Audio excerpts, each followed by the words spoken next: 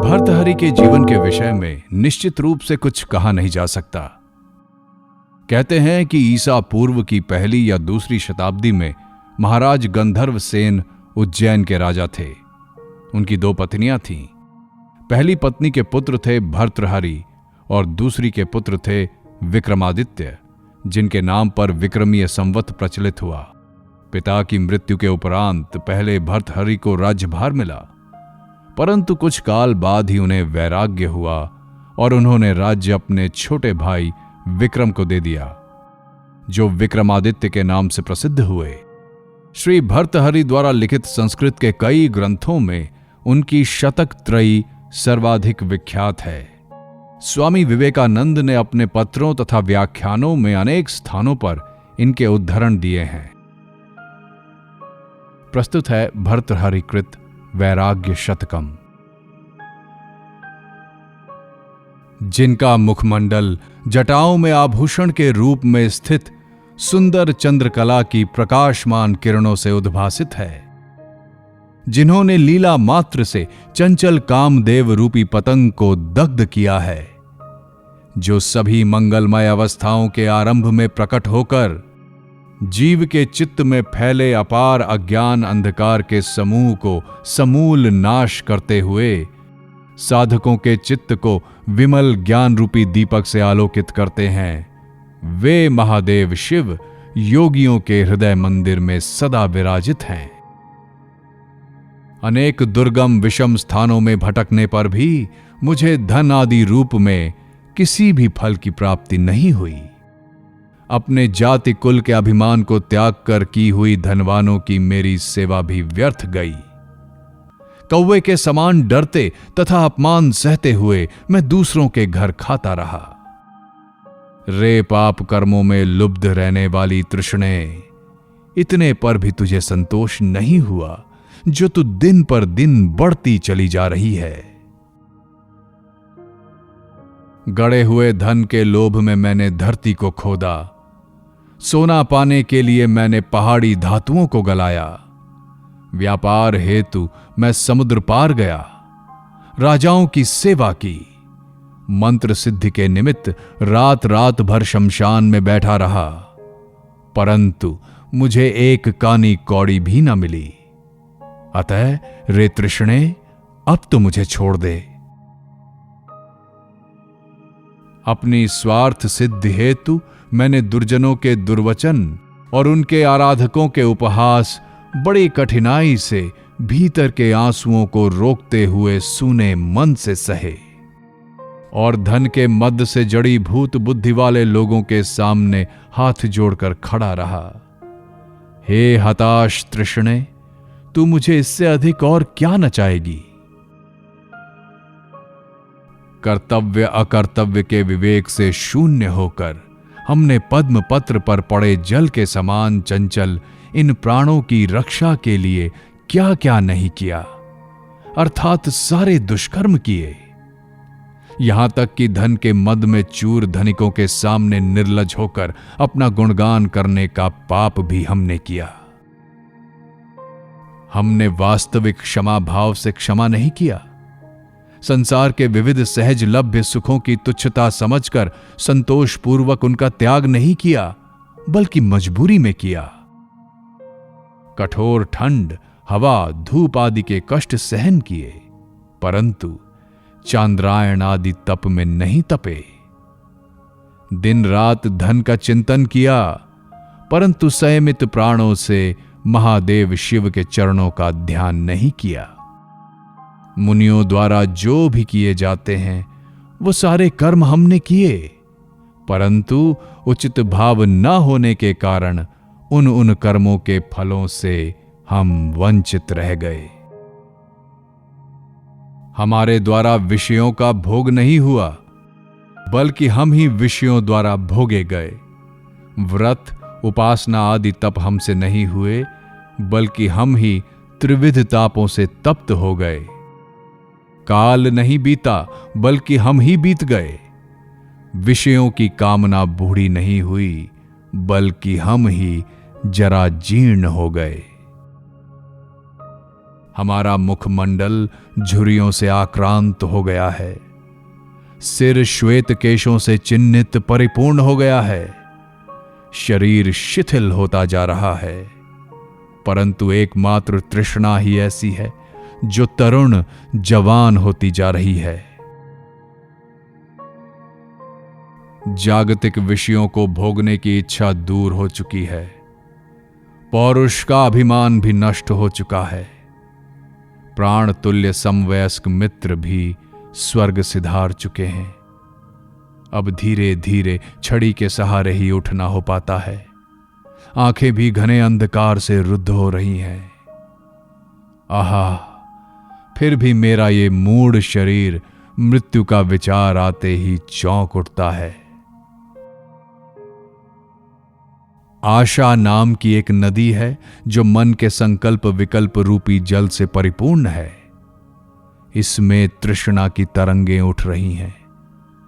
इसमें विषयों के प्रति आसक्ति रूपी मगर निवास करते हैं। इसमें भोग्य वस्तुओं की प्राप्ति और अप्राप्ति की चिंता रूपी पक्षी विहार करते हैं। ये नदी बड़ी गहरी और तट के धैर्य रूपी वृक्ष को उखाड़ने वाली है। इसमें मोह रूपी दुस्तर भंवर है, इसके चिंता रूपी ऊंचे तट हैं। इसके पार गए हुए निर्मल चित्त से युक्त श्रेष्ठ योगी गण ही ब्रह्मानंद का उपभोग करते हैं। इस अनादि संसार चक्र में फल के निमित्त किए गए कर्मों में मुझे कोई कल्याण नहीं दिखाई दे रहा है। पुण्य कर्मों आदि के फल भी अनित्य होने के कारण मेरे मन में भय का ही संचार करते हैं। विषयासक्त लोगों के जीवन में महान पुण्य द्वारा बहुकाल तक संचित सुख भोग की सामग्रियां भी वृद्धि को प्राप्त होकर अंततः अशेष दुखों का ही कारण बनती हैं। भोग्य पदार्थ दीर्घ काल तक साथ रहने पर भी अंत में निश्चित रूप से छूट जाएंगे। लोग स्वेच्छापूर्वक इन विषयों का त्याग नहीं करते, तो भी इनसे बलात् बिछुड़ने में क्या भेद है। भोग्य विषय अपने आप ही चले जाने पर चित्त में असीम पीड़ा के कारण होते हैं, परंतु स्वेच्छापूर्वक त्याग दिए जाने पर ये निश्चित रूप से अपार शांति का सुख प्रदान करते हैं। ब्रह्म ज्ञान से उत्पन्न विवेक से जिनका चित्त शुद्ध हो चुका है, अहो, वे कितना कठिन कर्म किया करते हैं कि उपभोग करने योग्य धन संपदा आदि का भी पूर्णतः कामना शून्य होकर त्याग कर देते हैं। दूसरी ओर हम लोग हैं, पहले से अप्राप्त तथा वर्तमान में अनुपलब्ध और भविष्य में प्राप्त होने की संभावना से पूर्णतः रहित, मन की कल्पना मात्र से पकड़ी हुई वस्तुओं को त्यागने में बिल्कुल भी समर्थ नहीं है। धन्य है वे लोग जो निर्जन पर्वत की कंदराओं में बैठकर परम ज्योति रूप ब्रह्म का ध्यान करते हैं। पक्षी जिनकी गोद में निर्भय बैठकर उनके आनंदाश्रु का पान करते हैं। परंतु हमारा जीवन तो केवल कल्पना लोक में ही रचित अट्टालिकाओं या जलाशय के तट पर स्थित क्रीड़ा कानन में विहार करते हुए ही बीत गया। भिक्षा में प्राप्त होने वाला स्वादहीन भोजन, और वो भी दिन में एक बार मिलता है। भूमि ही बिस्तर और अपना शरीर मात्र ही परिवार है। जीर्ण शीर्ण सैकड़ों टुकड़ों से बनी हुई गुदड़ी ही एकमात्र वस्त्र है। इसके बावजूद अहो, कितने शोक की बात है कि विषय वासनाएं मेरा त्याग नहीं करती। स्तन मांस की ग्रंथियां हैं, तथापि उनकी उपमा स्वर्ण के कलशों से की गई है।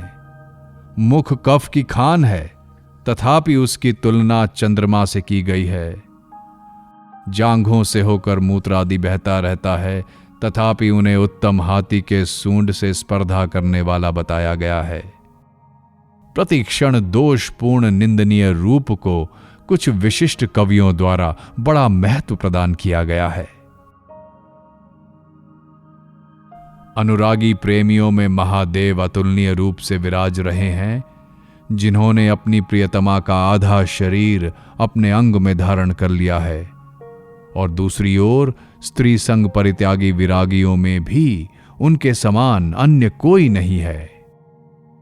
बाकी सामान्य माया मुग्ध जन तो दुर्दम्य कामदेव के सर्पयुक्त बाण अर्थात मोह से आहत होकर उपलब्ध विषयों का न तो भोग कर पाते हैं और न त्याग ही। यही काम की विडंबना है। अग्नि की दहन शक्ति को न जानता हुआ पतंगा प्रज्वलित अग्नि में जा पड़ता है। मछली भी अज्ञानवश लोहे के कंटिए से युक्त मांस को निगल जाती है। परंतु इस संसार में हम मनुष्य ही ऐसे हैं जो कि जटिल अनर्थों के जाल रूप विषय भोगों को विनाश का कारण जानकर भी उनका त्याग नहीं करते। अहो, अज्ञान की महिमा कितनी गहरी है। प्यास से गला सूख जाने पर व्यक्ति शीतल मधुर जल पीता है। भूख से पीड़ित होने पर शाक दही आदि से युक्त अन्न का भक्षण करता है। काम की अग्नि प्रबल होने पर दृढ़तापूर्वक पत्नी का आलिंगन करता है। व्याधि के प्रतिकार हेतु विपरीत बुद्धि का अवलंबन करने को ही लोग सुख मान बैठते हैं। अज्ञान से विमूढ़ मानव ये मानकर इस संसार रूपी कारागार में निवास करता है कि मेरा मकान भव्य है, पुत्र सज्जनों द्वारा प्रशंसित है, संपदा असीम है, पत्नी सहायिका है, युवावस्था नई है और जगत चिरस्थायी है। परंतु धन्य है वो व्यक्ति जो इन सब को क्षणभंगुर समझकर त्याग कर देता है। भूख से पीड़ित दीन मुख वाले बच्चों के द्वारा सदा जिसका जीर्ण शीर्ण वस्त्र खींचा जा रहा हो, निर्धन अन्न रहित घर में यदि अत्यंत दुखी घरवाली न दिख पड़े, तो फिर कौन सा स्वाभिमानी धीर पुरुष अपनी याचना के अस्वीकृत हो जाने के भय के कारण अवरुद्ध गले के साथ अस्पष्ट स्वर में अपने जल रहे पेट के लिए दीजिए शब्द का उच्चारण करेगा। अर्थात बाल बच्चों के लिए ही ऐसा बोलना पड़ता है। उदर पूर्ति के लिए याचना स्वाभिमानी लोगों के परम प्रिय आत्मसम्मान का नाश करती है। चंद्रमा के आलोक में कमल के समान ही इससे हमारे सद्गुण संकुचित हो जाते हैं। हमारी लज्जा संकोच रूपी हरी भरी लता को कुल्हाड़ी के समान उन्मूलित कर डालने वाला दुष्पूर्णीय पेट रूपी ये पात्र ही समस्त विडंबनाओं का कारण है। भूख से पीड़ित होकर भी स्वाभिमानी व्यक्ति के लिए अपने समान कुल वाले लोगों के बीच दीन भाव से रहना उचित नहीं। इससे तो अच्छा है कि भूख लगने पर वो अपनी पेट रूपी गुफा को भरने के लिए शास्त्रज्ञ ब्राह्मणों द्वारा किए जा रहे यज्ञों के धुएं से काले हुए पुनीत गांवों या विशाल वनों में श्वेत वस्त्र के किनारों तक ढके हुए भिक्षा पात्र के साथ प्रतिदिन द्वार द्वार पर जाकर भिक्षा मांग कर प्राण रक्षा करे। क्या हिमालय में स्थित गंगा तरंगों की फुहारों से शीतल मनोहर शिला पृष्ठों से युक्त विद्याधरों के निवास लुप्त हो गए हैं? तो फिर लोग क्यों अपमान सहित प्राप्त होने वाले दूसरों से प्राप्त होने वाले अन्न के लिए प्रयास करते रहते हैं? क्या गिरी कंदराओं के फल मूल आदि खाद्य पदार्थ समाप्त हो गए हैं, या पहाड़ों के झरने सूख गए हैं, या वृक्षों के मधुर फलधारी तथा वत्कल युक्त शाखाएं ध्वस्त हो गई हैं? नहीं तो क्यों व्यक्ति उन अत्यंत विनय रहित दुष्ट लोगों के मुखों का दर्शन करेगा जो बड़ी कठिनाई से प्राप्त हुए अल्प धन रूपी गर्भ वायु से संकुचित अपनी भ्रिकुटियां सर्वदा टेढ़ी किए रहते हैं। हे मित्र, उठो, अब हम वन में चलेंगे। वहां पवित्र फल मूल द्वारा अति प्रिय आजीविका अपनाएंगे और ताजे नव पल्लवों से भूमि पर बिस्तर सजाएंगे। वहां शुद्र अज्ञानी मूढ़ मन वाले और धन से रोग से विकृत हुई वाणी वाले राजाओं का नाम तक सुनने को नहीं मिलेगा। जब खाने के लिए प्रत्येक वन के वृक्षों पर सहज एवं स्वेच्छया प्राप्य फल विद्यमान है, जब पीने के लिए जगह जगह पवित्र नदियों का शीतल तथा मधुर जल प्रवाहित हो रहा है, जब सोने को सर्वत्र सुंदर लता पल्लवों की कोमल शैया सुलभ है, तो भी कितने आश्चर्य की बात है कि लोभी मनुष्य धनिकों के द्वार पर उपस्थित होकर कितने ही तरह के अपमान तथा कष्ट सहन करते रहते हैं। बीच बीच में ध्यान टूटने पर पर्वत की गुफा में पाषाण की शैया पर विश्राम करते हुए अंतःकरण में सहज भाव से स्फुरित होने वाली हंसी के साथ मैं उन लोगों के दिनों की याद करता हूं जो धनवानों के द्वार पर याचना के दुख से पीड़ित हो रहे हैं और जिनकी बुद्धि भोगों की प्राप्ति के लिए हीनता को स्वीकार कर रही है। जो लोग दैवलब्ध जो भी मिल जाए सदा उसी में संतुष्ट रहते हैं, उनका आनंद कभी विच्छिन्न नहीं होता बल्कि बढ़ता जाता है। और बाकी लोग जिनका चित्त धन लोभ से आकुल है, उनकी तृष्णा दूर नहीं होती बल्कि बढ़ती जाती है। ऐसी स्थिति में स्वयं में ही स्वर्ण महिमा से महिमान्वित परम संपदा के भंडार मेरु पर्वत को ब्रह्मा ने किसके लिए बनाया है? क्योंकि उससे न तो संतोषी व्यक्ति के सुख में वृद्धि होती है और न ही लोभी की तृष्णा ही शांत होती है। ऐसा वो मेरु पर्वत मुझे तो जरा भी नहीं रुचता। भिक्षा का भोजन दैन्य रहित है, अति सुखकारी है, सभी प्रकार के भयों को मिटाता है, ईर्ष्या मद अभिमान आदि दुर्गुणों को दूर करता है, दुखों के प्रवाह का नाश करता है, प्रतिदिन सर्वत्र सहज ही प्राप्त होता है, पवित्र है और साधु जन को प्रिय है। ये भगवान शिव का खुला हुआ सदा व्रत का अक्षय कोश है। अतः महान योगी गण इस अन्न क्षेत्र की प्रशंसा करते नहीं थकते। विषयों के भोग में रोग का भय बना रहता है, उच्च कुल में आचार के भ्रष्ट होने का, धन संचय में शासक द्वारा छीन लिए जाने का, अत्यधिक मान सम्मान में अपमानित होने का, शौर्य वीरता में शत्रु से हार जाने का, शारीरिक सौंदर्य में बुढ़ापे का, शास्त्रों के पांडित्य में प्रतिवादी से पराजित होने का, विद्या विनय दान धर्म आदि सद्गुणों में दुष्टों द्वारा निंदा का, और शरीर धारण के विषय में यम अर्थात मृत्यु से भय बना रहता है। इस प्रकार इस संसार में मनुष्यों के लिए सारी वस्तुएं भय से ही परिपूर्ण हैं। एकमात्र वैराग्य ही अभय प्रदान करने वाला है। जीवन को मृत्यु ने, अति शोभामय यौवन को बुढ़ापे ने, चित्त के संतोष को धन लिप्सा ने, संयम के सुख को प्रगल्भ नारियों के हाव भाव ने, विद्या विनय आदि गुणों को ईर्ष्यालु व्यक्तियों ने, वनस्थली को सर्पों ने, राजा को दुर्जन सभासदों ने और ऐश्वर्य को अस्थिरता ने ग्रस्त कर रखा है। इस जगत में ऐसी कौन सी वस्तु है जो किसी अन्य के द्वारा ग्रस्त ना हो? विविध प्रकार के सैकड़ों शारीरिक तथा मानसिक रोग मनुष्य का स्वास्थ्य चौपट कर डालते हैं। जहां भी संपदा विद्यमान है, आपदाएं मानो वहां खुला द्वार पाकर प्रविष्ट हो जाती हैं।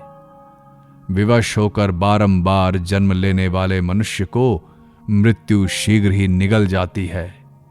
अतः निरंकुश विधाता के द्वारा भला ऐसी कौन सी वस्तु निर्मित हुई है जो चिरस्थायी हो, अर्थात कुछ भी स्थिर या स्थायी नहीं है। इंद्रियों के भोग्य विषय उच्च तरंगों में बिखरने के समान चंचल हैं। प्राण भी क्षण भर में नष्ट होने वाले हैं। प्रेमिकाओं में विद्यमान यौवन के सुख की अभिव्यक्ति भी कुछ दिनों के लिए है। अतः हे उपदेशक विद्वानों, इस अखिल विश्व को ही निस्सार समझकर सब पर कृपा युक्त चित्त के साथ सबके उपकार की चेष्टा में मनोयोग करो। देहधारियों के लिए विषय भोग मेघमाला के बीच चमकती हुई तड़ित के समान चंचल है।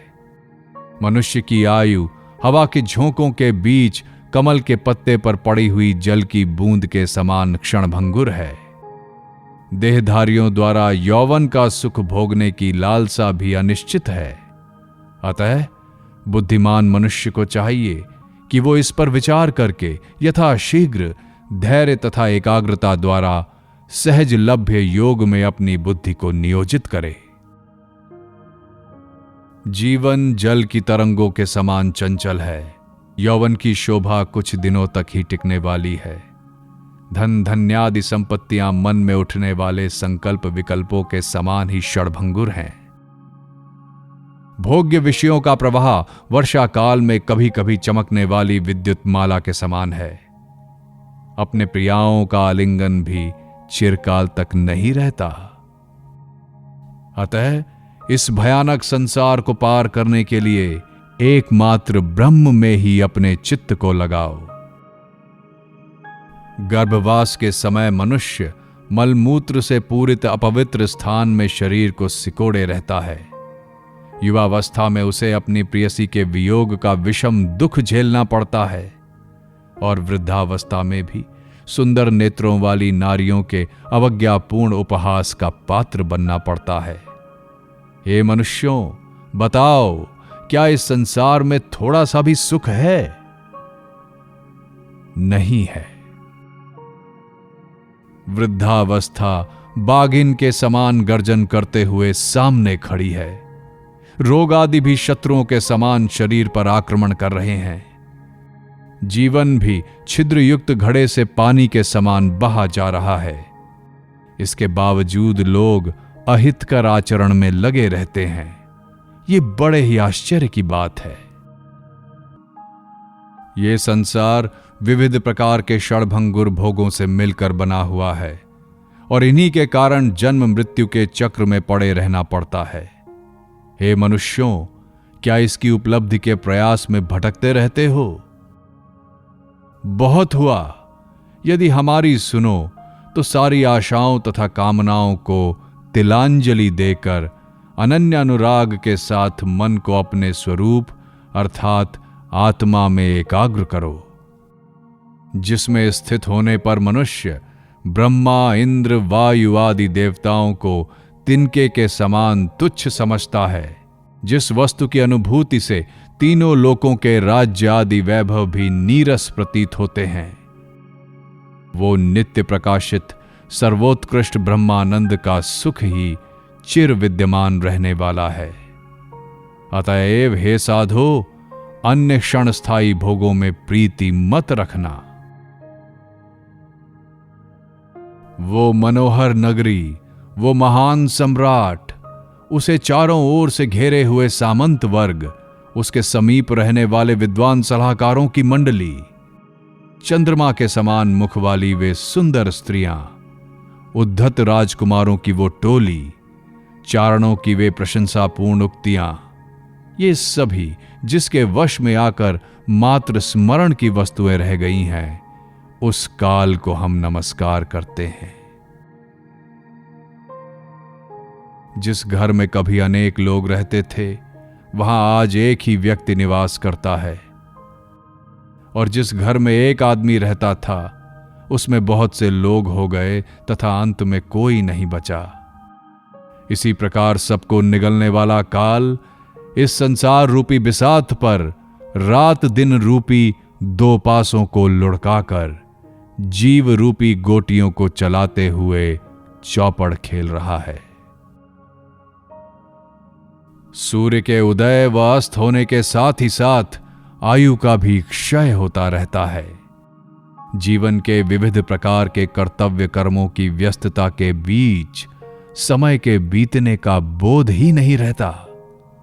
आंखों के सामने ही जन्म, बुढ़ापा, संकट तथा मृत्यु के कष्टों को देखकर भी मन में भय का संचार नहीं होता। सचमुच ही विस्मृति रूपी मोह मदिरा को पीकर यह संसार मत वाला हो रहा है। ये रात पिछली रात के ही समान है और आज का दिन भी वैसा ही है। ये जानकर भी उद्यमों में लगे हुए लोग छिपे हुए प्रारब्ध द्वारा परिचालित उस एक ही कार्य में लगे रहते हैं। उसी प्रकार फिर उन्हीं भोगे हुए विषयों से संबंधित कार्यों के पीछे व्यर्थ ही दौड़ते रहते हैं। अहो, इस प्रकार के परिवर्तनशील संसार के द्वारा दुर्दशाग्रस्त होकर भी हम अज्ञान के कारण लज्जित नहीं होते। जन्म मरण रूपी संसार के विच्छेदन अर्थात मोक्ष प्राप्ति हेतु ईश्वर के चरणों का शास्त्र विधि के अनुसार हमने ध्यान नहीं किया। स्वर्ग द्वार के किवाड़ों को खोलने में सक्षम धर्म का भी हमने उपार्जन नहीं किया। सपने में भी हमने पीन पयोधरों वाली नारी का आलिंगन नहीं किया। हम तो केवल माता के यौवन रूपी पुष्पित उद्यान का उच्छेदन करने के लिए कुल्हाड़ी के रूप में ही जन्मे हैं। प्रतिवादियों को हराने में सक्षम विनय आदि गुणों से युक्त अभ्यसीन वेदादि विद्या का हमने अध्ययन नहीं किया। हाथियों के मस्तक तथा पीठ आदि को विदीर्ण करने वाली तलवार की नोक से अपनी कीर्ति को स्वर्ग तक नहीं पहुंचाया।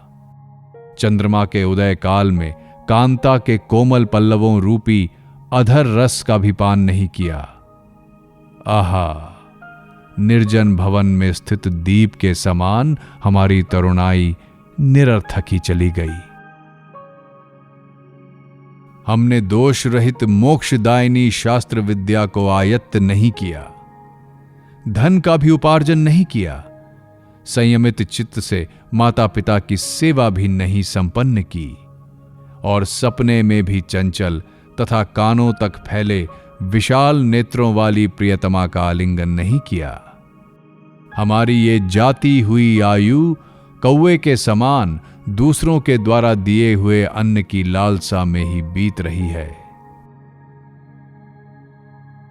जिन माता पिता से हमारा जन्म हुआ वे कब के काल के गाल में समा चुके हैं। जिन सगे संबंधियों मित्रों तथा परिचितों के साथ हम बड़े हुए वे भी परलोकगत होकर बस स्मृतियों के झरोखों में रह गए हैं। हम भी तो अब वृद्ध होकर नदी के कगार पर खड़े वृक्ष के समान प्रतिदिन गिरने की राह देख रहे हैं। मनुष्य की आयु 100 वर्ष तक सीमित है।